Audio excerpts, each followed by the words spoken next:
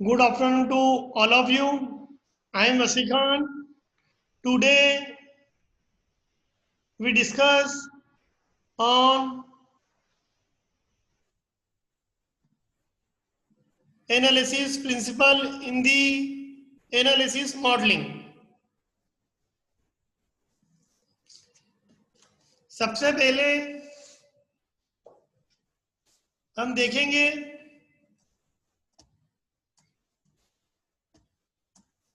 Requirement analysis. Requirement analysis specify करती है software operational characteristics को, इंडिकेट करती है सॉफ्टवेयर इंटरफेस को अदर सिस्टम में जो एलिमेंट है उनके साथ।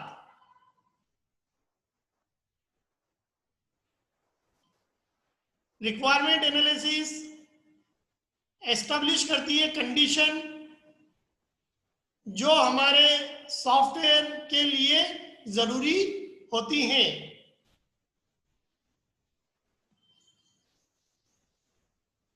रिक्वायरमेंट एनालिसिस अलाउ करती है सॉफ्टवेयर इंजीनियर को, जिसको हम बोलते हैं एनालिस्ट या modeller,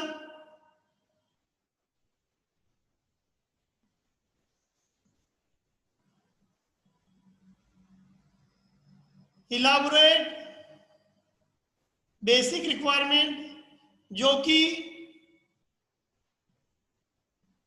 earlier requirement engineering task में जरूरी होती है। ये सॉफ्टवेयर इंजीनियर को अलाउ करती है कि एक ऐसा मॉडल बिल्ड अप करें जो रिप्रेजेंट करेगा यूजर के सिनेरियो को, फंक्शनल एक्टिविटी को, प्रॉब्लम क्लासेस को और उनके बीच में जो रिलेशनशिप है उनको, सिस्टम और क्लास बिहेवियर को, and most important the flow of data that is transform from one place to another place.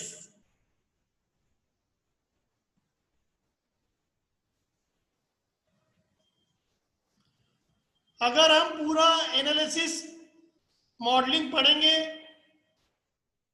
तो सॉफ्टवेयर इंजीनियरिंग में जो मेन फोकस होगा on what, not on how. What के ऊपर फोकस होगा, क्या, ना कि कैसे के ऊपर।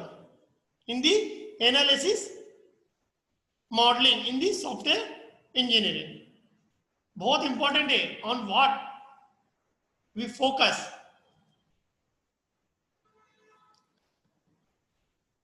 एनालिसिस मॉडल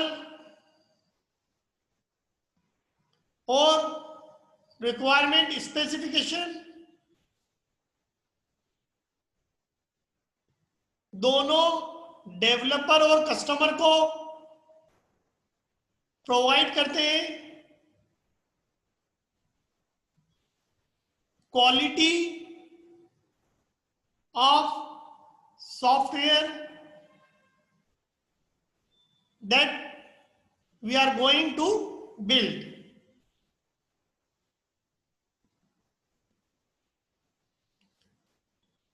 एनालिसिस मॉडलिंग के मेनली 5 प्रिंसिपल्स होते हैं। सबसे पहला प्रिंसिपल है इंफॉर्मेशन डोमेन। एनालिसिस जो मेथड है वो रिलेटेड है by set of operational principles से। मतलब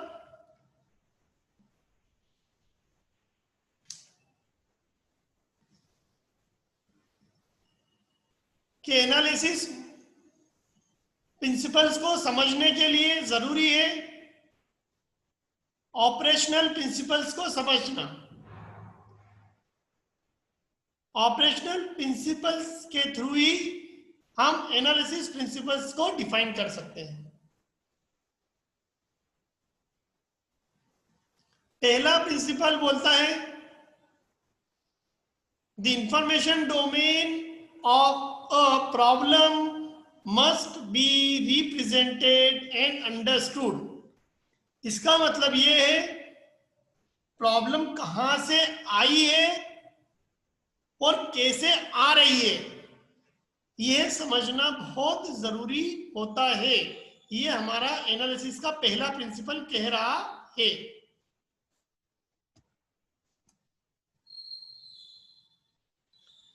दूसरा प्रिंसिपल बोलता है the function that are software perform must be defined.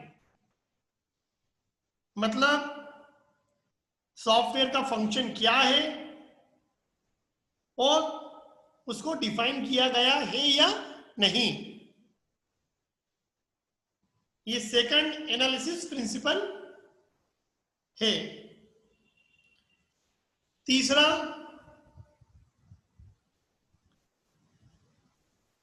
जो फंक्शन डिफाइन के बाद आता है कि उसका बिहेवियर क्या है। किसके बिहेवियर की बात हो रही है? The behaviour of the software must be represented. Next हमारा प्रिंसिपल आता है जो भी हमारा मॉडल है वो रिप्रेजेंट करेगा इंफॉर्मेशन को, फंक्शन को और बिहेवियर को, और उसको हम पार्टीशन करेंगे इस तरह से कि जो भी डिटेल है वो अनकवर हो जाए और वो लेयर्ड फैशन में हो। इस तरह से पार्टीशन करते हैं कि जो भी डिटेल है वो अनकवर हो जाए और लेयर्ड फैशन में हो। नेक्स्ट लास्ट प्रिंसिपल है हमारी एनालिसिस प्रोसेस ऐसी होना चाहिए कि जो भी हमारी इंफॉर्मेशन आई है वह हमें इंप्लीमेंटेशन तक ले जाए। The analysis task should move from essential information toward implementation detail। जो भी हमारी इंफॉर्मेशन आई है वह हमें इंप्लीमेंटेशन तक ले जाए।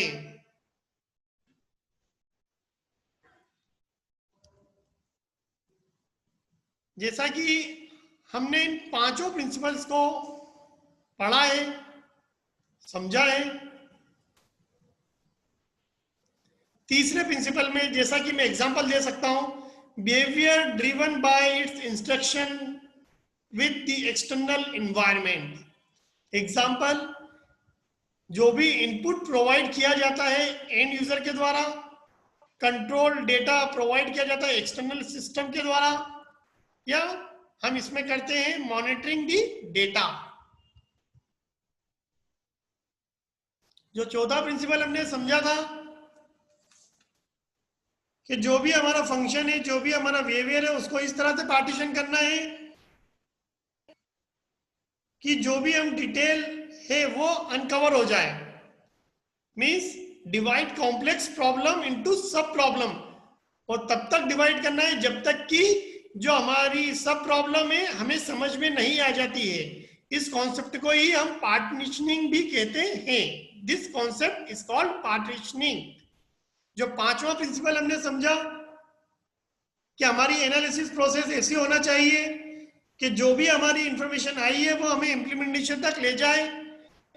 इसका मतलब है the essence of the problem is described without any consideration of how a solution will be implemented। Example, video game के लिए जरूरी होता है क्लियर इंस्ट्रक्ट, वैसे ही implementation detail design model indicate करता है कि कितना जरूरी है इंफॉर्मेशन को इंप्लीमेंट करना, how the essence will be implemented. Example के लिए keyboard command might be type और अ जॉयस्टिक यूज्ड। इसका मेन जो एनालिसिस प्रिंसिपल को जब हम अप्लाई करते हैं तो मेन मकसद ये है कि हम प्रॉब्लम तक अप्रोच कर सकें आसानी से। जो भी हम प्रॉब्लम निकालते हैं उन्हें लिखते हैं, क्योंकि हमें आगे चलकर कोई एम्बिग्यूटी नहीं आना चाहिए। जो भी हम प्रॉब्लम निकालते हैं उन्हें लिखें जिससे कि एम्बिग्यूटी की समस्या ना हो। तो मेनली एनालिसिस प्रिंसिपल जो हमने पढ़े हैं तो उसके 3 ऑब्जेक्टिव भी हैं। डिस्क्राइब करता है पहला ऑब्जेक्टिव कि कस्टमर को क्या जरूरी है, describe what the customer requires. दूसरा ऑब्जेक्टिव एस्टैब्लिश करता है एक base creation of software design के लिए। तीसरा objective devise a set of requirement जो जरूरी है that can be validated once the software is built. जब हमारा सॉफ्टवेयर बन रहा है, बन चुका है, तो जो हमारी रिक्वायरमेंट है वो वैलिडेटेड होना चाहिए। ये 3 ऑब्जेक्टिव हैं मेन एनालिसिस मॉडलिंग ऑब्जेक्टिव के लिए। अब जो मेन एक फोकस करने वाला पॉइंट है, it's bridges the gap between A system level description that describes overall system functionality and software design। ये एक ब्रिज की तरह काम करता है एनालिसिस मॉडल। किसकी तरह काम कर रहा है? ब्रिज की तरह। गाइडलाइन है इसकी, जहां तक हो सके हमें ग्राफिक्स को यूज करना है, डिफरेंशिएट करना है लॉजिकल एंड फिजिकल कंसिडरेशन में। अब ये लॉजिकल और फिजिकल कंसिडरेशन का मतलब है कि फिजिकल एंटिटी। अब फिजिकल एंटिटी क्या हो सकती है? बिल्डिंग, प्लेन, मशीन, इंजीनियर्स, जिनके लिए हम सॉफ्टवेयर बनाते हैं। लेकिन ये जो फिजिकल एंटिटी है जिनके लिए हम सॉफ्टवेयर बनाते हैं, वो सॉफ्टवेयर का जो साइज है वो स्मॉल होना चाहिए, शेप स्मॉल होना चाहिए, उसका स्केल भी स्मॉल होना चाहिए। और जो हम लॉजिकल एंटिटी की बात करते हैं, जिसमें हम बोलते हैं सॉफ्टवेयर एंटिटी की, जिसमें हम रिप्रेजेंट कर सके सॉफ्टवेयर की इंफॉर्मेशन को और ट्रांसफॉर्म कर सके। ये दोनों में ये मेन फर्क होता है कि लॉजिकल एंटिटी में हम सॉफ्टवेयर की इंफॉर्मेशन को ट्रांसफॉर्म करने की बात करते हैं, और जो हमारा एनालिसिस प्रिंसिपल पढ़े हैं और जो इनका ऑब्जेक्टिव है, तो एनालिसिस मॉडलिंग एनालिसिस प्रिंसिपल के अंदर आती है। तो मॉडलिंग में हम देखते हैं कि सॉफ्टवेयर डेवलपमेंट टीम ने फर्स्ट चेक किया है type of entity for which model has to make is इधर।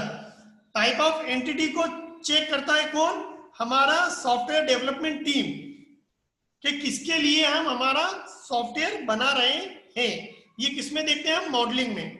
तो मॉडलिंग में हम देखते हैं मतलब सॉफ्टवेयर डेवलपमेंट टीम चेक करती है टाइप ऑफ एंटिटी, कि वो फिजिकल एंटिटी है या सॉफ्टवेयर एंटिटी है, जिसके लिए हम मॉडल बिल्टअप करते हैं। अब जैसा कि मैंने बताया है, एनालिसिस मॉडल सिस्टम डिस्क्रिप्शन और डिजाइन मॉडल के बीच में एक ब्रिज का काम करता है। जैसे जो ब्रिज है 2 एंड पॉइंट को जोड़ता है, वैसे ही एनालिसिस मॉडल सिस्टम डिस्क्रिप्शन और डिजाइन मॉडल को जोड़ने का काम कर रहा है। अब नेक्स्ट लेक्चर में हम एनालिसिस रूल पढ़ेंगे और इनके आगे के टॉपिक को कंटिन्यू करेंगे। Thank you very much.